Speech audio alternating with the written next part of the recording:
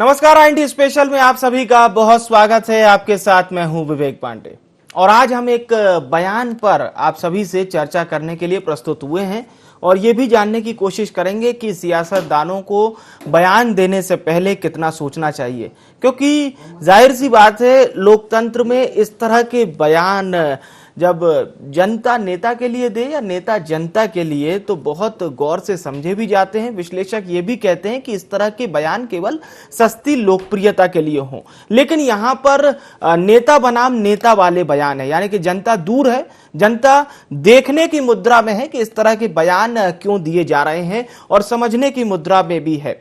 हालांकि जब राजा पटेरिया, जो कि मध्य प्रदेश की सियासत में जाना माना नाम है और ये बताने की जरूरत नहीं है वे कौन हैं, कहां से आते हैं, लेकिन यहां पर सबसे जरूरत वाली बात यह है कि उन्होंने दरअसल जो बयान दिया वो बयान था देश के प्रधानमंत्री नरेंद्र मोदी को लेकर।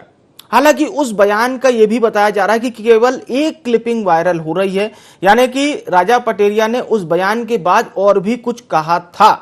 तो स्पष्टीकरण भी राजा पटेरिया का आया है, सिलसिलेवार आपको वो बयान भी सुनाते हैं और राजा पटेरिया की क्या सफाई आई है वो भी सुन लीजिए और पक्ष विपक्ष की क्या प्रतिक्रिया आई है वो भी हम लगातार आपको सुनवा देते हैं।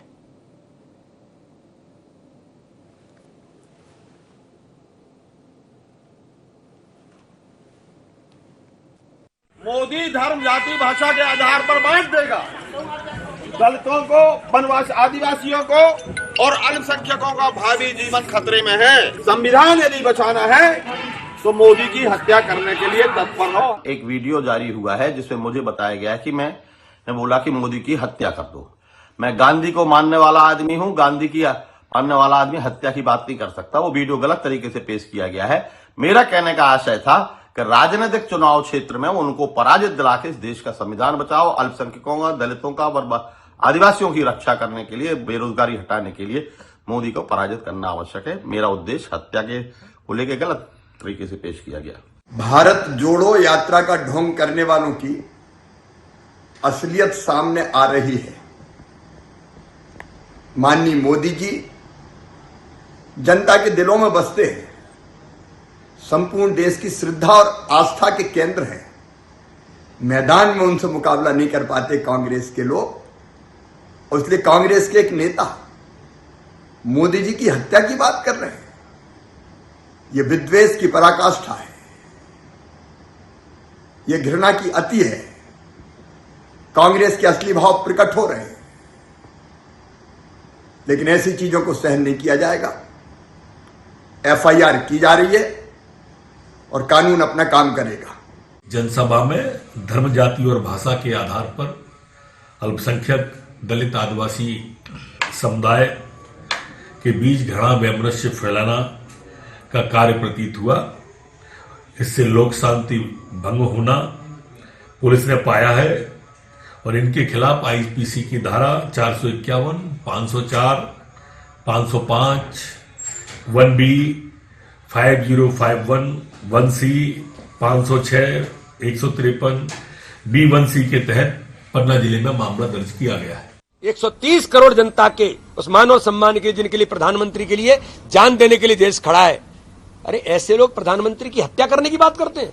इस पर गंभीरता से इसकी जांच होनी चाहिए। आप शब्द कहे कल यहाँ पे आज मसूद के कार्यक्रम में देखिए, इस प्रकार के कांग्रेस के जो लोग हैं ये केवल और केवल देश का, प्रदेश का वातावरण खराब करना चाहते हैं, क्योंकि जिस प्रकार से पूरे भारत के अंदर माननीय प्रधानमंत्री नरेंद्र मोदी जी के नेतृत्व में और भारतीय जनता पार्टी की प्रदेशों की सरकार जिस प्रकार से विकास के मुद्दे पर आगे बढ़ रही है, तो उनको ये लगता है कि अब इस देश के अंदर हमारे पैर नहीं टिक सकते।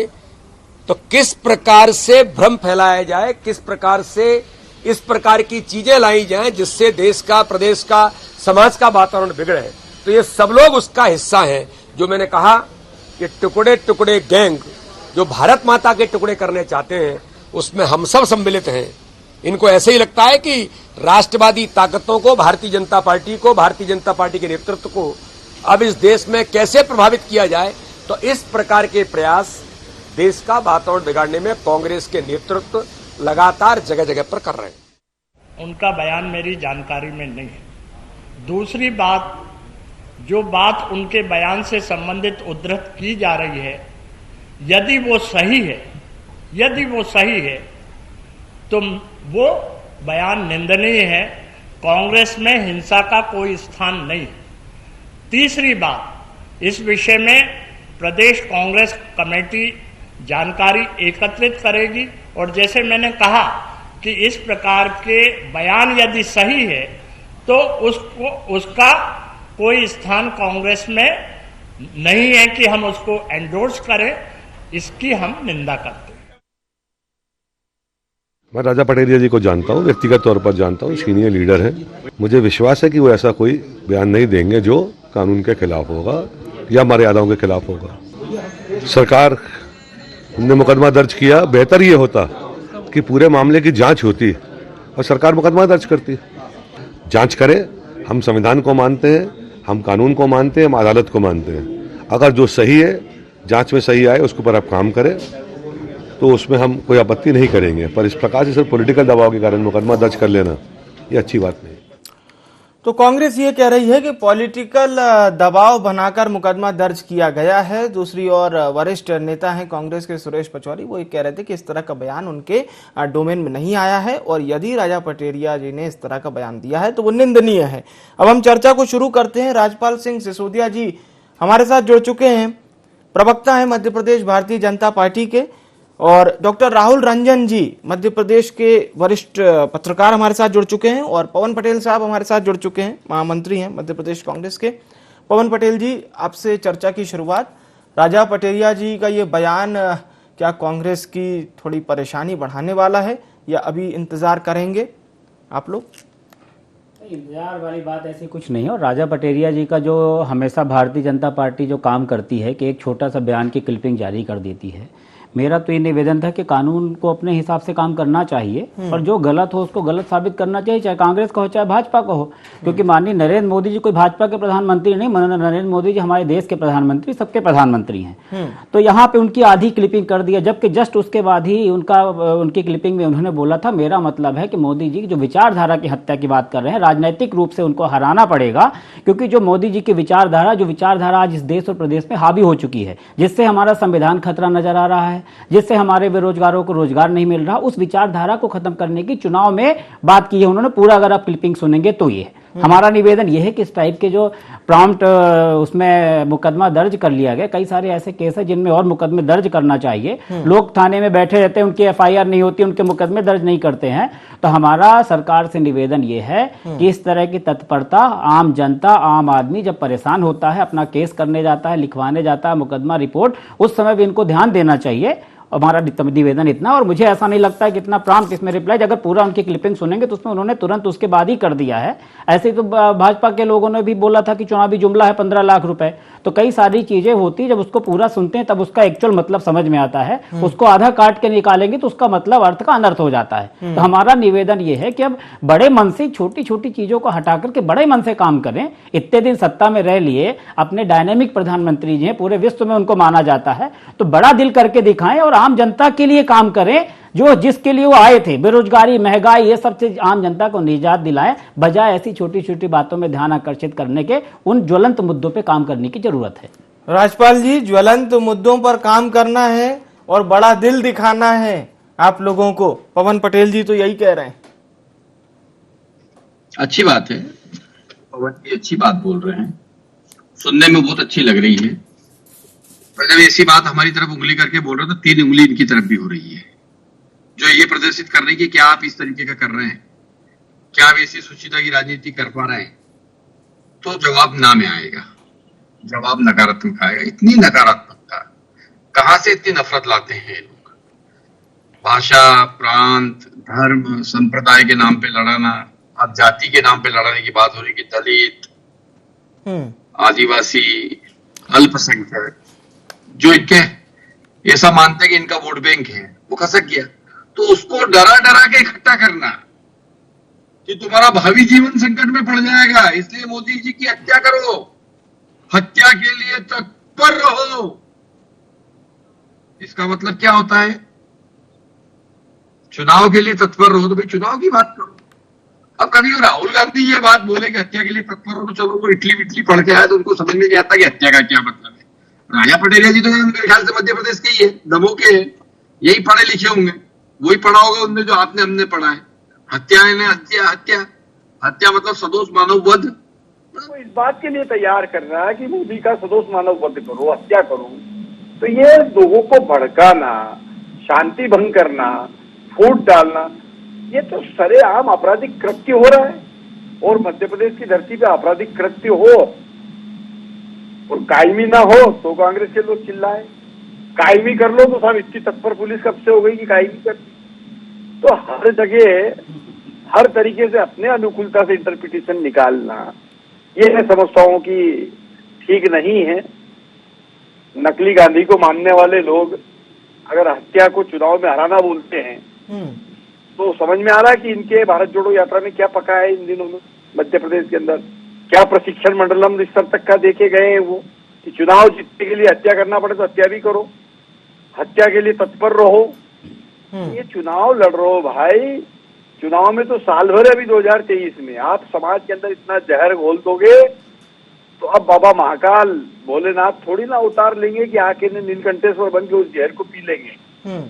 जनता के अंदर जो जहर घोलने का काम कांग्रेस कर रही है, ये बात जब हम बोलते हैं तो कांग्रेस के नेता उसका प्रमाण देने का काम करते हैं। राजा पटेरिया जी को धन्यवाद दूंगा कि उन्होंने इस बात का प्रमाण दिया। हम आरोप लगाते हैं कि कांग्रेस जब सत्ता से बाहर होती है तो वो मान्य परंपराओं पे प्रहार करती है, वह जो है समाज के ताने बाने को बिगाड़ती है, आपस में फूट डालने का काम करती है, समाज को भयभीत करके और मोदी का भूत बता के, मोदी जी का डर बता के भयभीत करके इस प्रकार का कृत्य करती है, हम कहते हैं। और जब हमें कहते हैं तो राजा पटेरिया जैसे लोग प्रकट होते हैं और हमारी कही बात पे अपने बयान दे के उसको प्रमाणित कर देते हैं। मतलब जीवान पे शब्द वही आते हैं जो मन में होते हैं या जो चल रहे होते हैं जी। तो जो इनके कांग्रेस के अंदर चल रहा है वही राजा पटेरिया जी के दिमाग से। मैं हमारे दर्शकों को एक लेटेस्ट अपडेट भी बता दूं कि इस समय ट्विटर पर नंबर 1 पे पीएम मोदी ही छाए हुए हैं और ये जो राजा पटेरिया जी का बयान है वो टॉप ट्रेंड कर रहा है।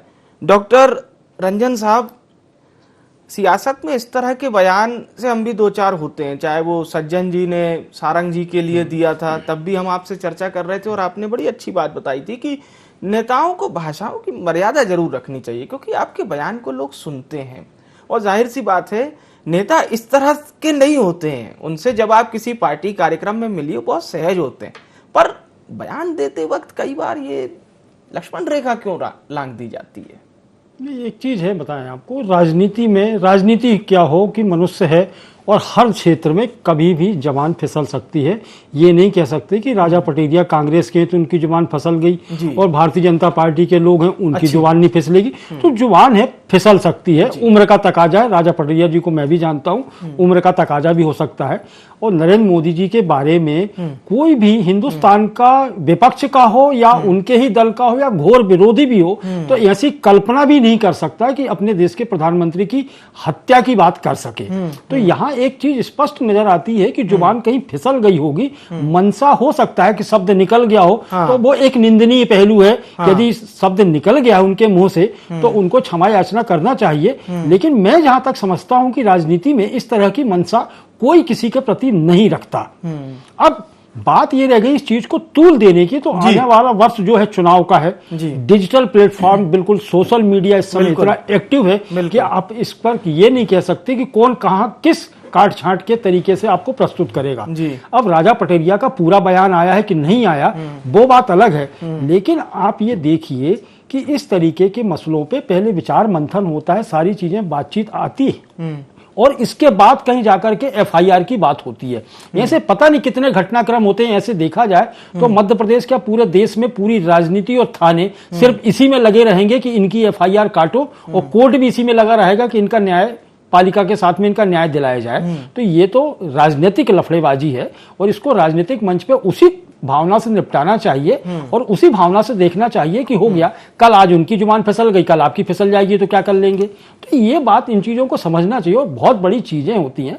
और राजा पटेरिया भी सीनियर लीडर हैं और बाकी लोग भी जो बयान आ रहे हैं भारतीय जनता पार्टी के लोगों के, उनको भी देखना चाहिए कि कहां किस तरीके का कैसा वातावरण रहा होगा और कुछ ही आ गई, इसको लेकर के डायरेक्ट इंगित नहीं करना चाहिए। इससे आप स्पष्ट ये कर रहे हैं कि नरेंद्र मोदी जी को लेकर के आप नया प्रोपोगंडा इस देश में खड़ा करना चाह रहे हैं कि कांग्रेस उनके पीछे हत्या के षड्यंत्र रच रही है। तो एक नया इशू खड़ा हो जाएगा, तो हिंदुस्तान में जो अमन चैन बना हुआ है उसमें एक और जाकर के एक मुश्किल और खड़ी हो जाएगी चुनाव में। तो इसको राजनीतिक मतलब आगामी चुनाव में इसको रणनीति के तहत पर न लेकर के बल्कि मूल मुद्दों की ओर वापस होना चाहिए। भारतीय जनता पार्टी हो या कांग्रेस हो, उन लोगों की चिंता करो जो आम लोगों की चिंताएं हैं।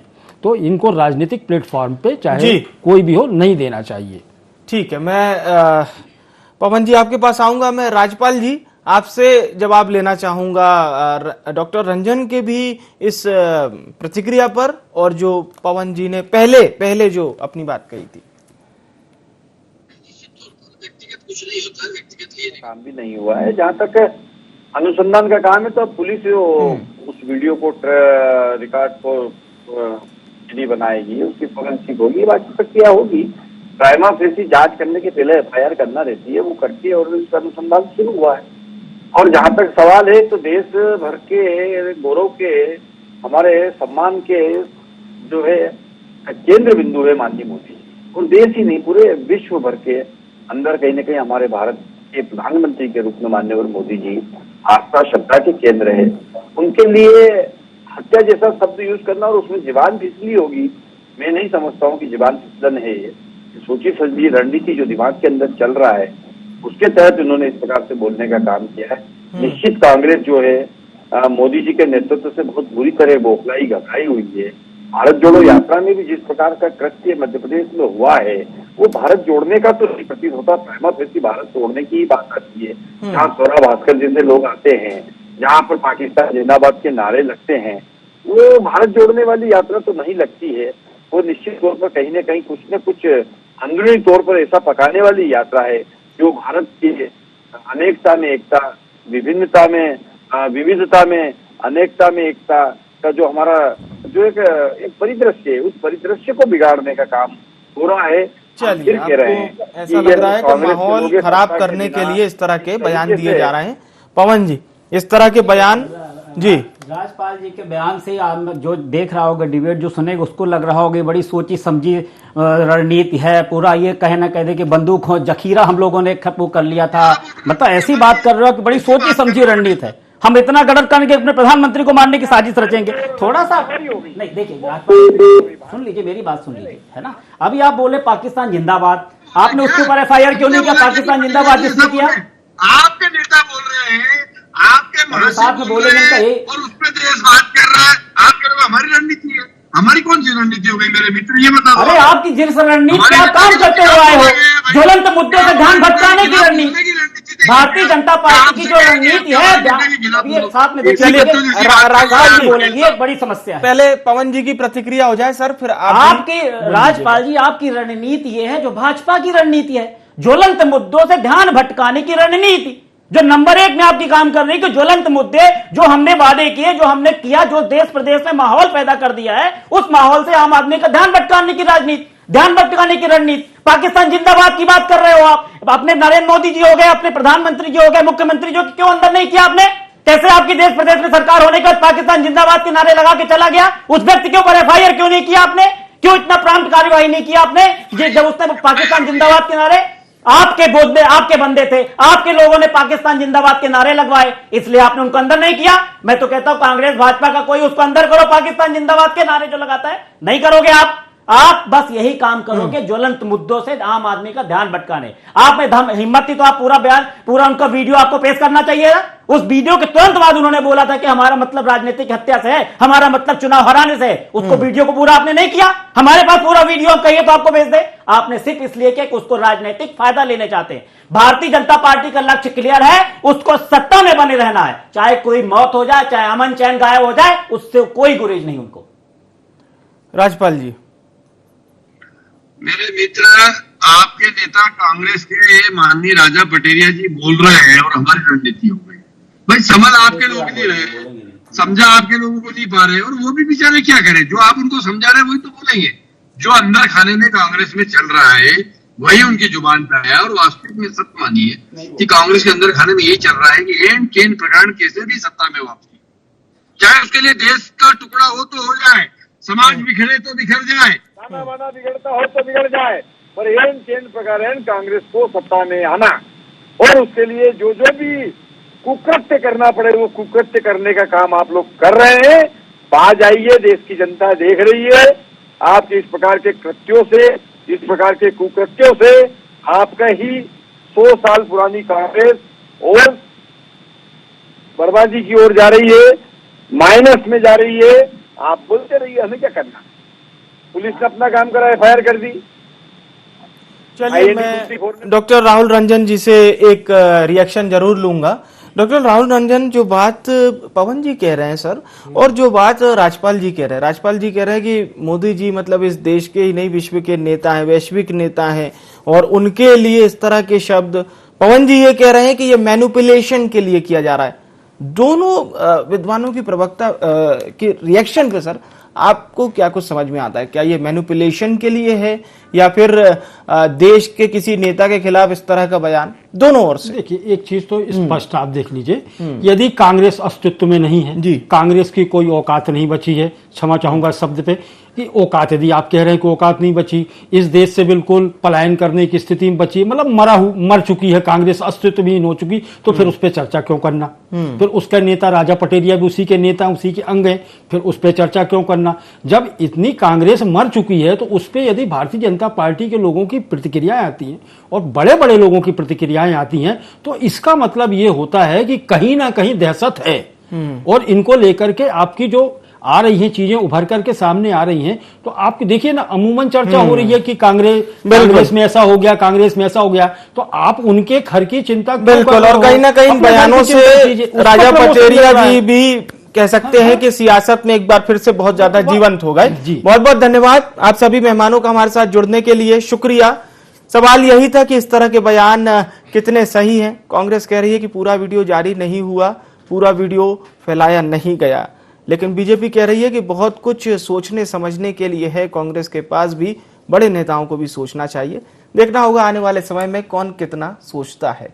IND स्पेशल में इतना ही, मुझे आने विवेक को दीजिए इजाजत। नमस्कार।